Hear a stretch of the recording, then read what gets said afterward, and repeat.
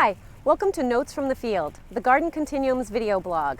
I'm Monique Allen, and today I'm going to show you how to deadhead meadow-sage, also called salvia. The particular salvia we're going to deadhead today is called Salvia nemorosa May night. Now there are many salvias. Some of them are herbaceous perennials, which die back to the ground at the end of the year. Some are woody perennials, like the sage you use in cooking. And then we also have annual salvia. So there's lots of them. They all have some similarities in how they bloom and how they grow, their particular architecture. So I'm going to show you on Salvia nemorosa May night, and you'll be able to use this on many of your salvias. So first off, you have to pick your tools. So here are the three choices that I have today. I have a pair of large pruning shears, which are good for pruning shrubs. And then small pruning shears, also a bypass pruner, and then little snips, which you can also use. So my preference for this is going to be the small bypass pruning shear.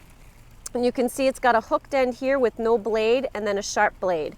Salvias can get pretty thick, so having something that's got a good bypass often works better in my view than scissors. So here's our plant here, and you can see that we've got lots of stalks that are done, and if I pull like this, you can see all the little potential seeds coming down, and then you can see lots of new bright purple flowers. So this plant has already bloomed once, and it's already working on its second bloom, but as you can tell, the second bloom isn't as pretty when it's got all this old stuff going on. So what we're going to do is we're going to prune back some of the old in order to make room for the new. And I want to show you this. This is typical of salvia branching. So you can see that the branches are opposite, and then you've got one central leader. And that's going to keep going down the whole plant. There'll be another one right here that's opposite with a central leader, and another one here. This bloomed first, these bloomed second. So I can show you down here. If you look closely, you can see this in active bloom.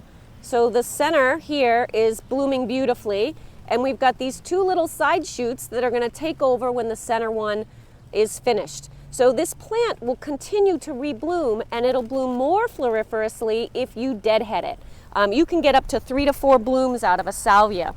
So as I begin to go through the plant, I'm taking out old, and you can see this one still had a little bit on it, but I'm removing it because I want to give way to all these other ones which are much brighter. So I'm going to work through this plant, and I will show you what it looks like when I get all of these off.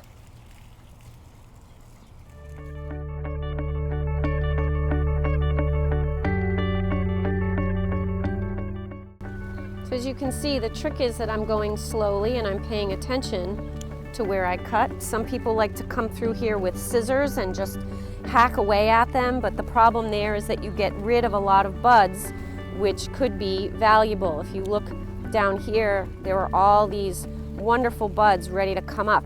So I'm going slowly and paying attention to where the buds are.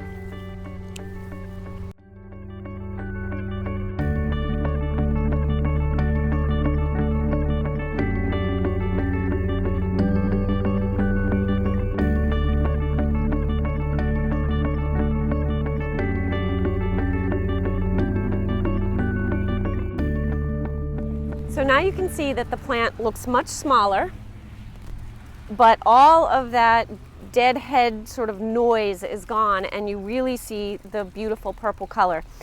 In my work in this plant, I actually knocked a little bud off, and I thought it would be worth showing this to you. And you can see how tiny this bud is. This was a little side shoot, and if you come down here, I left this to show you. This is a part here that's finished, and you can see the two little side buds of leaves coming up, and deep inside are the little beginnings of this bud, which is going to then become this beautiful purple. So when you come down in here, you're just very gently taking off that center piece so that these two little side shoots will grow up and flower. So again, this is Salvia nemorosa May night. go through your garden and deadhead and anticipate beautiful new blooms. Thanks for watching. Please leave us a comment or question below, and we'll see you next time.